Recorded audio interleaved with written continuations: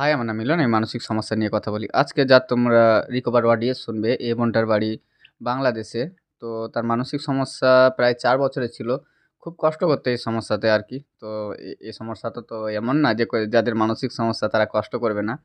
তো আমার সাথে যুক্ত হবার পরে সে ধীরে, ধীরে বিষয়টাকে বোঝে, কিভাবে কি করলো না করলো টোটালি এই গল্পের মধ্যে তুলে ধরেছে। আর এই বোনটাকে অনেক, অনেক ধন্যবাদ জানাই যে এত সুন্দর একটা অডিও দেওয়ার জন্য।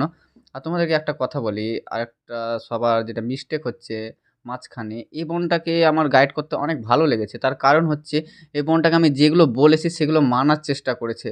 ওইভাবে চলার চেষ্টা করেছে। বলে কিন্তু সে ধীরে, ধীরে এখান থেকে রিকভার করেছে। এমনটা না তাকে একবার বললাম সে সুস্থ হয়ে গেল, বা কিছু একটা এমন কিছু একটা কিছু বললাম সে এটাতেই সুস্থ হয়ে যাবে বা এভাবে সুস্থ হয়ে যায়, এরকমটা কিন্তু না।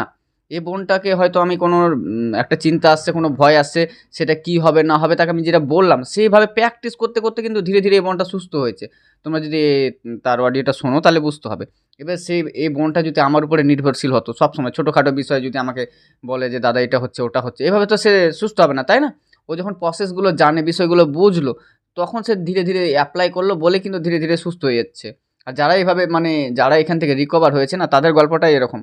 কোনো কাউন্সিলর উপরে সে নির্ভরশীল হয় নাই। নিজের বিষয়গুলো যখন বুঝলো, কাউন্সিলর যখন বোঝালো, সেভাবে চলতে শুরু করেছিল। ধীরে, ধীরে সে তখন এখান থেকে রিকভার হয়। আর লড়াইটা তোমার।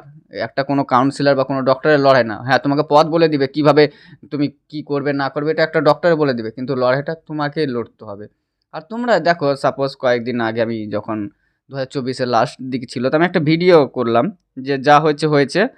এরপরে নতুন বছরে আর কিছু না। এমন কিছু একটা ট্রাই করো, কিছু একটা নতুন পদক্ষেপ নাও, যেটাতে ২০২৫ এর মধ্যেই যেন মানসিক সমস্যা টোটালি তোমার গায়েব হয়ে যায়। বাদ দাও, অনেক হয়েছে।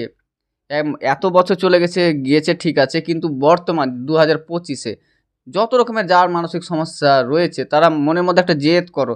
দরকার পড়লে কাছাকাছি মানসিক ডক্টর দেখাও, কাউন্সেলিং করো, যা করার করো। কিন্তু ২০২৫ টায় যেন মানসিক সমস্যার শেষ বছর হয়। তো চলো, আর ভিডিও বেশি বড় করব না। তোমরা যদি আমার চ্যানেলে নতুন হয়ে থাকো, তো আমার চ্যানেলটি সাবস্ক্রাইব করো, অবশ্যই আমার সঙ্গে থাকবে। আর হ্যাঁ, নিজের খেয়াল রাখো, সুস্থ থেকো, আর অডিওটা শোনো। আসসালামু আলাইকুম সবাইকে। আমি আমার জীবনের গল্পটা আসলে শেয়ার করতে চাই। যদি আমারটা যদি না বলি তাহলে অনেক মানুষ অজানা থাইকা যাবে। শুধু এই জন্যই আসলে আমার গল্পটা বলতে আসছি দাদার কাছে। মূল কথাটা বলি, আমার আসলে যখন সমস্যাটা শুরু হয়েছে তখন করোনার টাইম। তো ওই টাইমে কি চারপাশে যেমন একটা ভয়াবহ পরিস্থিতি হয়েছিল, তখন চারপাশে কেউ বেরোইতে পারতো না তখন। আর আমাদের আত্মীয় স্বজন অনেকে মারা যায়, তো ওই জিনিসটা থেকে আমি একটা ভয় পাই যে এটা আমার এটা খুবই ভয়। যেমন আমার আম্মু ওই টাইমটা হাসতেছিল, তখন আমি আম্মুকে দেখা বলতেছি যে আম্মু তুমি হাসো, আমরা তো আর কয়েকদিন পর মারাই যাব, তুমি কিভাবে হাসো এই সময়ে। হ্যাঁ, তো মনে করো আমি কি অনেকটা ভয় পাইছি, এটা বোঝানো যাবে না। ওই সিচুয়েশনে থাকলে যে থাকবে সেই বুঝতে পারবে। তো আমি যে ওই যে একটা ভয় পাইছি, তারপর আমার একটা ছোট বেবি হয়েছিল, তারপর আমি অসুস্থ হয়ে পড়ি। অসুস্থ হয়ে যাওয়ার পর আমার সেই রাতে একদম জ্বর আসে, বমি হয়, মাথা ঘুরাইয়া যায়, ঘাটটা খাইয়া যায়, এরকম অনেকগুলো সিমটম। শরীরে কোথাও হয় কোনো খাইতে পারতাম না, বমি আসতো শুধু। প্রেশার টেশার সব মাপছে, এদিকে সব ঠিক আছে, কিন্তু তবুও আমার এরকম সমস্যা হইতেছে।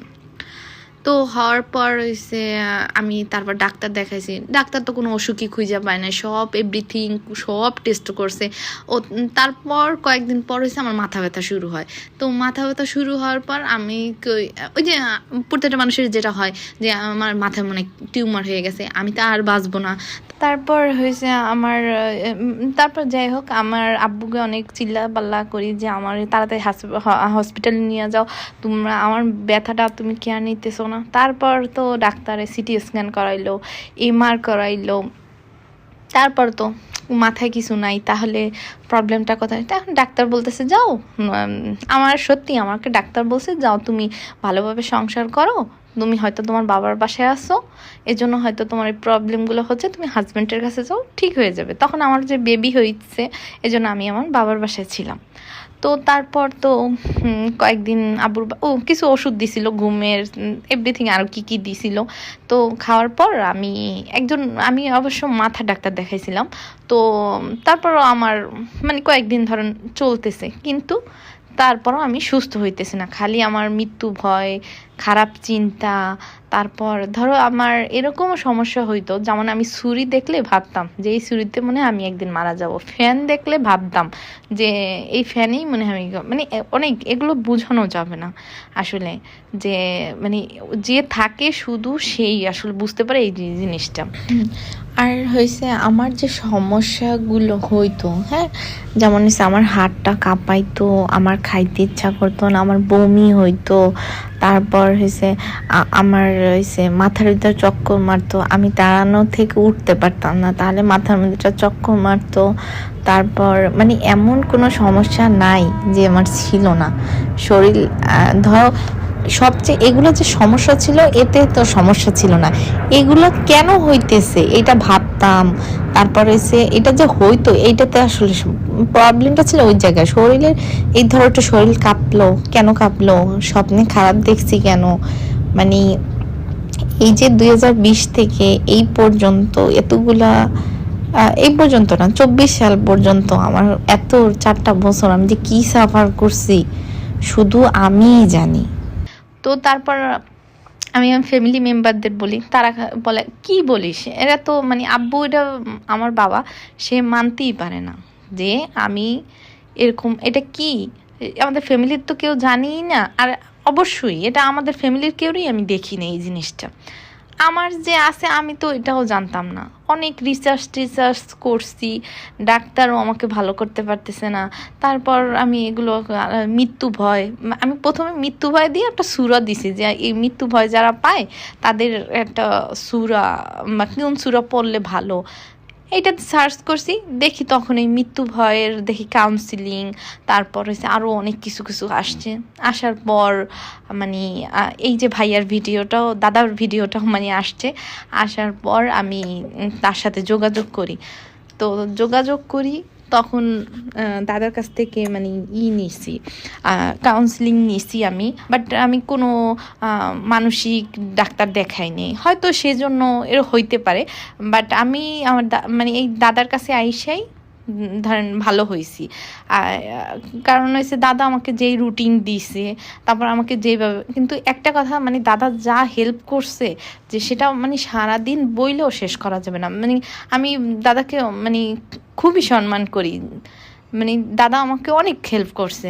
শুধু দাদা যেই নিয়মগুলো বলছে মানে সেগুলোই আবার ফলো করতাম, করতে করতে করতে করতে অনেক টাইম লাগছে আমার।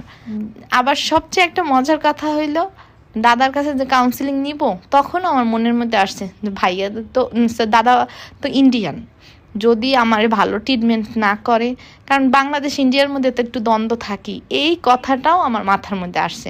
কিন্তু তবুও আমি সাহস করে নিছি, বলে আমি তো অনেক কষ্ট পাইছি, অনেক দেখি সবাই যদি তার কাছে যাইয়া ভালো হয় তবে আমারও হবে। কিন্তু অবশ্যই বলবো আমার আল্লাহ ছিল, আল্লাহ আমাকে রহমত করছে, ভাইয়া উসিলা মাত্র। আমিও নামাজ পড়তাম, আল্লাহর কাছে অনেক কান্না করছি, আল্লাহ আমাকে রহমত করছে। তারপর মনে হয় যে উসিলা মাত্র দাদাকে আমার জীবনে আসলে পাঠাইছে। আমি দাদার পরামর্শ নিয়ে অনেক মানে ভালো বোধ করছি। আমি বলবো সবাইকে যে আমি আসলে গল্পগুলো শুনতাম, শোনার পর আমি ভাবতাম আল্লাহ আমি কি কোনোদিনও ভালো হয়ে এরকম বলতে পারবো। আমি সবাইকে বলতেছি, কারণ আমি ওই যে যারা ভিডিও করতো ওইটা দেখে আমি খুব ভালো বোধ করতাম যে না, ওনারা যেহেতু সুস্থ হয়েছে আমিও সুস্থ হব। তাহলে তোমার কাছে একটা আমি বলবো সবাইকে যে একটা জিদ রাখতে হবে, যে না আমার এইরকমই নেগেটিভ চিন্তা নিয়ে বসে থাকা না, আমার সামনে আগাতে হবে। যার সংসার আছে সংসারের জন্য বাঁচতে হবে, এইটা চিন্তা করতে হবে। আবার যার কাজ আছে তার কাজ নিয়ে চিন্তা করতে হবে, জীবনে প্রতিষ্ঠিত হতে হবে। এগুলো চিন্তা করলে তখন আর ওই আস্তে আস্তেই ঠিক হবে। কেউ হুট করে কখনো চেঞ্জ হইতে পারে নাই, আর আমিও পারিনি। আমার অনেক টাইম লাগছে, আমার মনে হয় না আমার মতন আর কেউ টাইম লাগছে, কারণ আমার অনেক টাইম লাগছে। তারপর হয়েছে আমি আস্তে আস্তে ঠিক হয়েছি। আর সবচেয়ে মূল কথা হয়েছে কি, অনেক সময় আছে না যে মনে হয় যে উনি হইছে আমি হইতে পারবো না। এটা ভুল, কারণ শুরুর দিকে কারোই মানে এত সোজা হয় নাই আমার কাছে মনে হয়। কারণ হচ্ছে জীবনটা হচ্ছে সংগ্রামের, সো কষ্ট তো করতেই হবে।